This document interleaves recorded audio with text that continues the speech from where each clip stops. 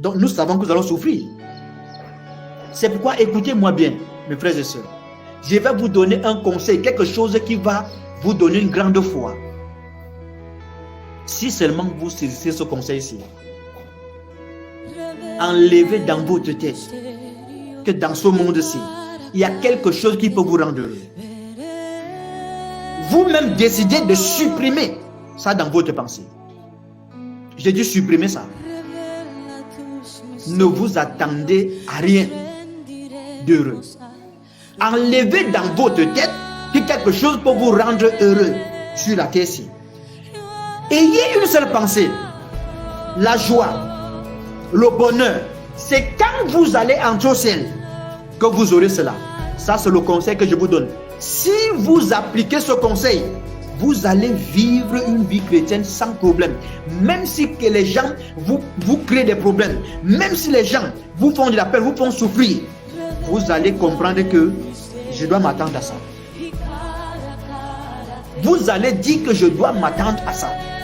Mais si vous vous attendez à quelque chose qui va vous rendre heureux, je vous dis la vérité, vous serez tellement déçus de la vie.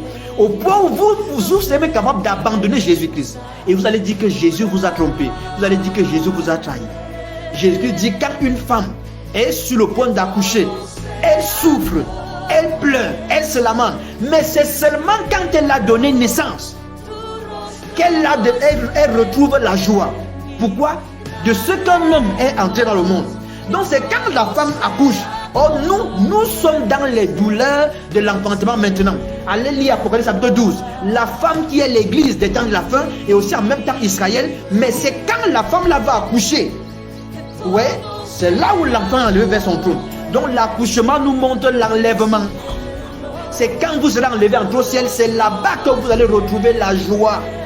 La joie et le bonheur. Si c'est sur la terre-ci, oubliez ça. Les pasteurs qui vous disent que tu dois quand même être heureux, tu dois quand même être dans la joie, oubliez ça. Jésus ne nous a jamais dit ça. Il n'a jamais dit ça. Il a dit vous aurez des tribulations dans le monde. Il dit prenez courage, j'ai vaincu le monde. C'est ce qu'il a dit. D'où est-ce que vous venez l'autre évangile là? Ça sort d'où? Vous ne voyez pas quand vous restez là, vous avez des pensées que non, je dois être heureux, vraiment je dois quelque chose. Vous ne recevez pas cela. C'est pourquoi vous êtes déçus, c'est pourquoi vous êtes découragés, c'est pourquoi vous doutez de Dieu, c'est pourquoi vous dites que mais est-ce que Dieu obéit vraiment, ça honore vraiment sa parole? Oui, c'est que vous, dans l'évangile qu'on vous prêche, on a mélangé un faux évangile et vous croyez que c'est la parole de Dieu. Vous croyez que c'est ça.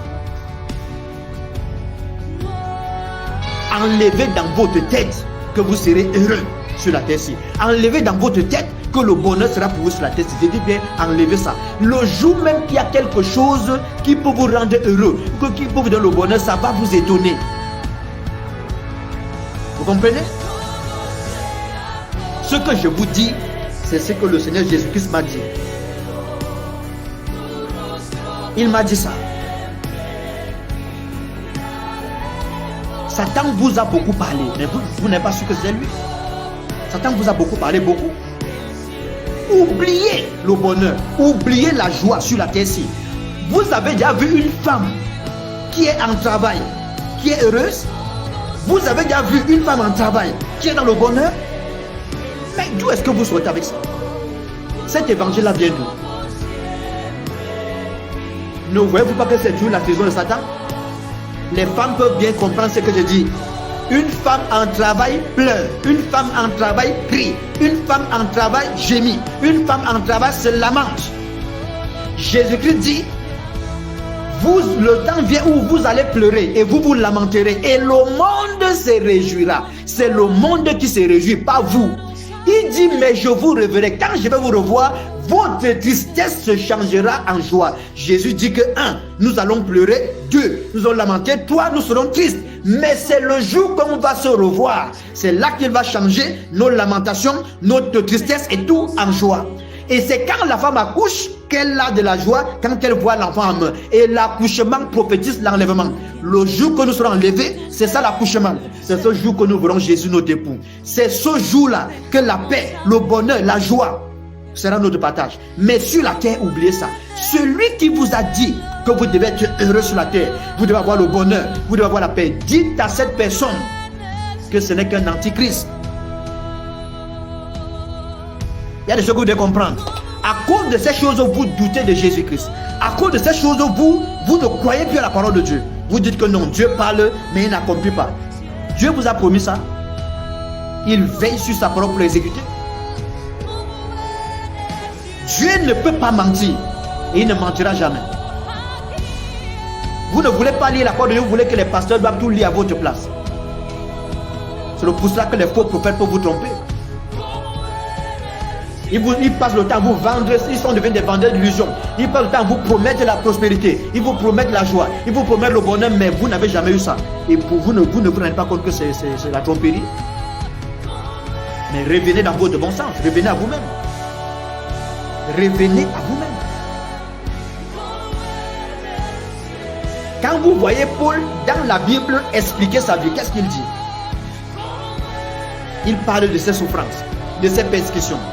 Comment il était en péril sur la mer, en péril au milieu des faux frères, en péril au milieu des brigands, dans les jeûnes, les afflictions, le fouet, la prison, les emprisonnements.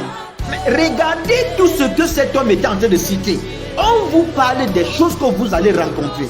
Aujourd'hui, quand un serviteur de Dieu se retrouve, peut-être qu'il est enfermé en prison à cause de la parole de la vérité, on dit qu'il est maudit. Vous voyez l'antichrist? Quand un serviteur de Dieu meurt peut-être par accident, on dit que c'est le jugement, c'est parce qu'il a péché. Donc les apôtres qu'on a coupé la tête, d'autres qu'on a pendu la tête en bas, les pieds en haut, c'est parce qu'ils étaient maudits, n'est-ce pas? Ils ont péché, n'est-ce pas? Vous êtes même quelle génération comme ça?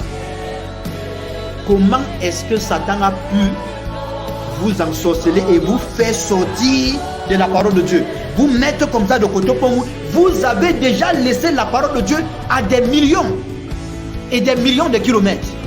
Et jusque-là, vous ne vous rendez pas compte que vous avez abandonné la parole de Dieu. Quiconque a reçu la parole, le monde se lève contre lui.